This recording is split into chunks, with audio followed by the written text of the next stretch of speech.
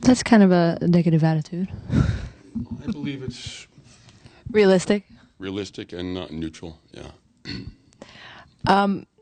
We were talking earlier, and I heard you on the cell phone talking about the palm trees and maybe your feelings about Los Angeles and Southern California. When you go out on the road, do you miss Brooklyn? Because you've been in Brooklyn for your whole life. I do miss Brooklyn. I'm very much like a homebody. I used to work for the city back home. I worked for the Parks Department for 7 years, and Brooklyn has always been a very fundamental part of my life. But it's also the hell I know. I mean, if I was brought up in Philadelphia or Houston or Minneapolis, I would probably feel the same way about those locations as well. It's just being Polish, Icelandic, Scottish, and Russian. I really do not like the warm weather. Like I start to sweat at like 33 degrees Fahrenheit. So.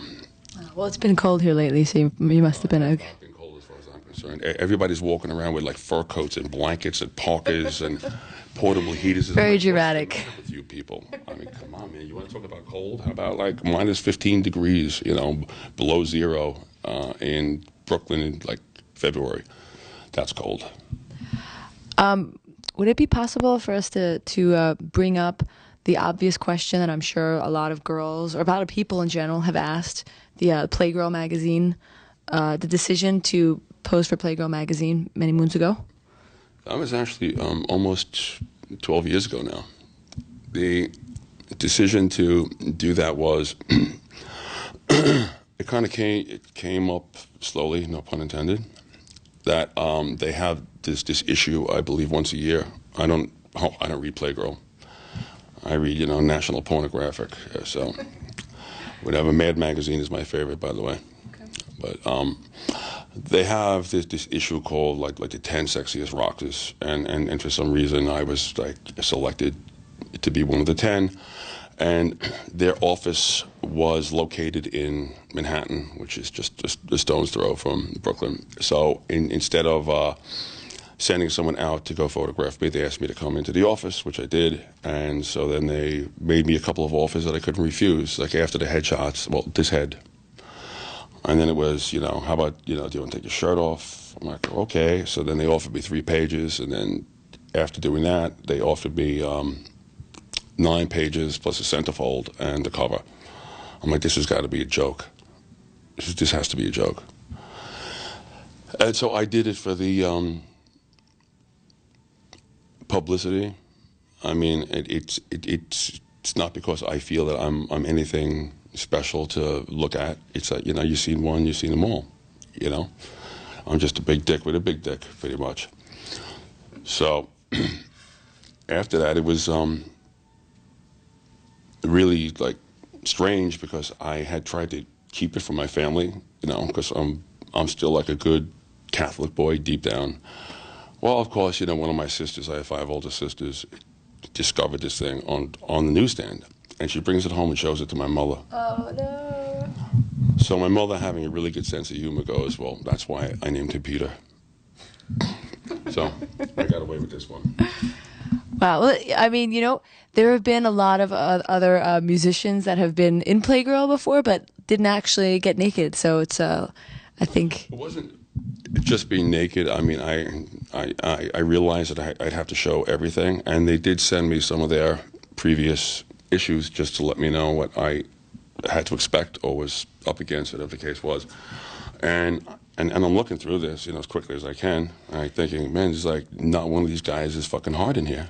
They're all like flaccid. I mean, I'm thinking if I was a woman, I'd want to see the thing like Full Sail, So I said to Playgirl, I'll do it under one condition, and that is if you photograph me hard. And they're like, oh, do you really think you can do it? I'm like, listen. And this is before Viagra. I said, look, you keep your end up, you bring the check, I'll keep my end up. Wow. So that's how that went. And I was actually the first person to pose with an erection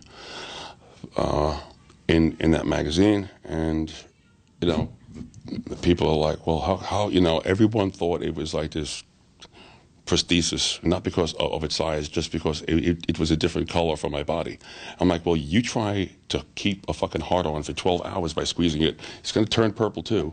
Whether you're black or Asian or South American, it's going to turn fucking purple, and that's why it's a different color. And strangely enough, because this magazine is very popular in Canada, you cannot show an erection. Well, this is 12 years ago. Maybe things have changed. I don't know. Like full out straight. Like, I guess, you know, like you might poke somebody's eye out or some shit. So you have to hold it to the side. So all right. So held it to the side. I mean, you know, these are the guidelines. But they wouldn't do a scratch and sniff. Like, they wouldn't do a pop up. They wouldn't do like the 3D glasses. But they wanted to, you know, dress me up in a cape and do it in a castle. And like, oh, come on, man. I'm a fucking Parks Department worker. You know, I'm going to wear a green shirt and black pants, and that's it, you know. See, that whole explanation, I never read anywhere.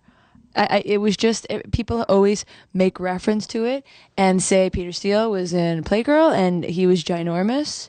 And they never actually, I mean, you broke a record too. Like, I had no idea that you were the first person to actually be. As far as I know, I was the first person because there was no controversy. Because there's showers and there's growers.